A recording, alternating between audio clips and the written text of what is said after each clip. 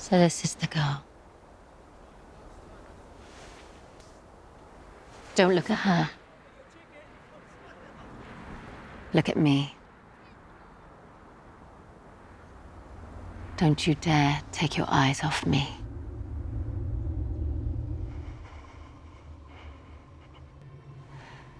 That's enough for introductions.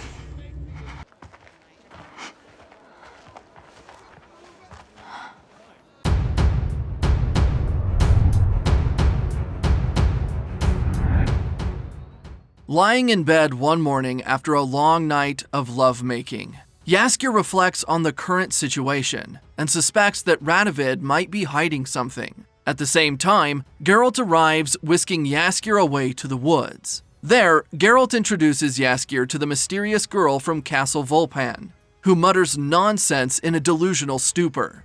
Suspecting that the girl is under an enchantment, they head to Anika, a druid who was also close friends with Geralt's mother, Visenna. Arriving at Anika's college, the group also meets Otto, a werewolf whom Geralt was hired to kill years prior. But Geralt found a cure for him instead.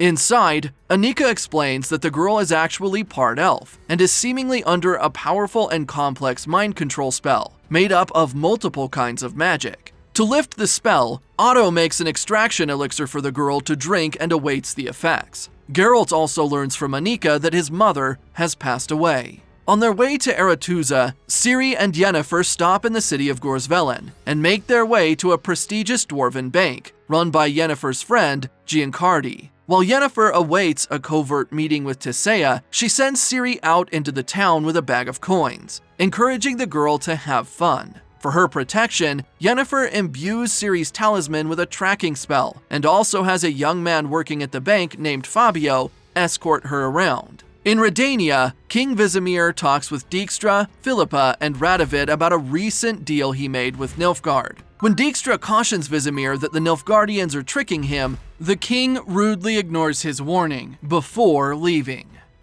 Outside, Dijkstra and Philippa discuss their secret plan to gain more power in Redania, and Philippa once again suggests that they bring Radovid into the fold. However, Dijkstra disagrees, mocking Radovid and causing some tension. Back in 𝐒𝐤𝐻𝐳velen, Yennefer meets with 𝐶𝑒𝐸𝐸 in the bank vault, where they discuss Yennefer's return to 𝐒𝐤𝐻𝐳velen. Yennefer apologizes for her actions in the past and pleads with 𝐶𝑒𝐸𝐸 to let Ciri join the mage's school so that she might better control her magic.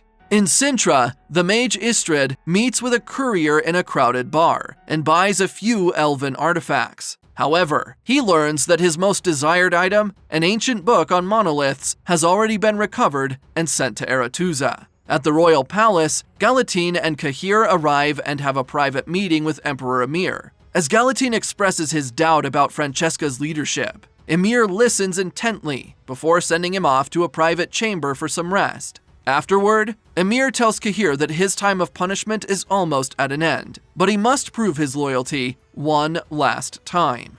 In the woods near Anika's cottage, 𝐤𝐤𝐬𝐸𝐸 explains to Geralt how Philippa and the other Redanian politicians are trying to find Ciri. Although Geralt recognizes the potential safety that Redania could afford, he refuses to let her become a political pawn, vowing to stay neutral in the war to come. Inside the cottage, the potion begins to work, and the girl tells Geralt that her name is Terran. She also explains that she used to be a student at 𝐒𝐤𝐻𝐳velen, and the mage who kidnapped her was one of her professors. However, before she can remember his name, she goes into a trance and attacks everyone.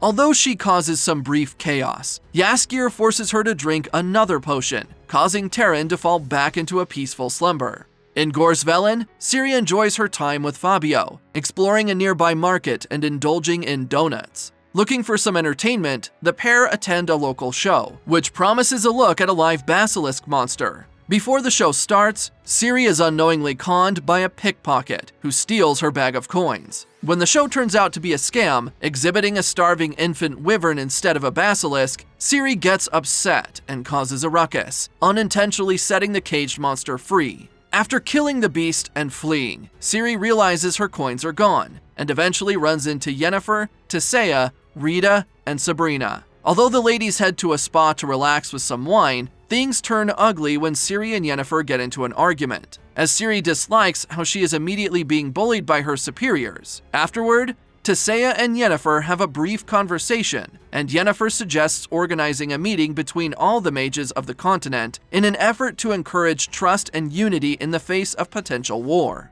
Meanwhile, Ciri uses her talisman to try and magically reach out to Geralt before running away. Back at the cottage, 𝐒𝐞𝐚𝐬𝐨𝐽 and Geralt discuss the death of his mother, who abandoned him at a young age after a life of extreme poverty. Although Geralt seems moved by the memory of his mother, he promises to himself that he will never abandon Ciri in the same way, and plans to head to 𝐒𝐤𝐢𝐬𝐬𝐿 after hearing Terran's story. In Redania, a package arrives for King Vizimir, seemingly sent by Nilfgaard.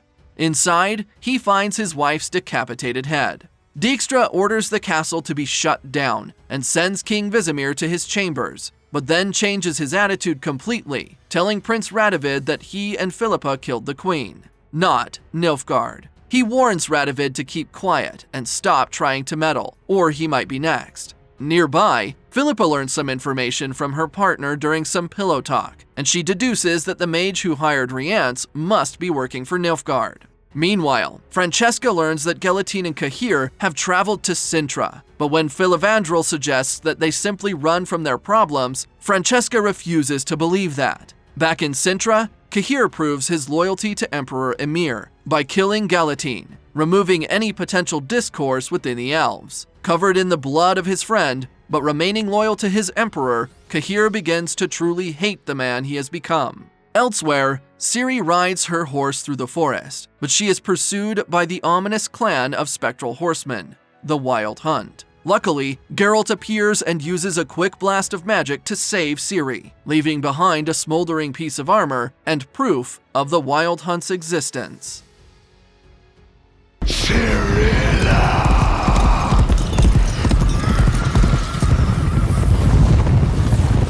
No, you're ghosts. Corpses. Yes, we are corpses, but you are death itself.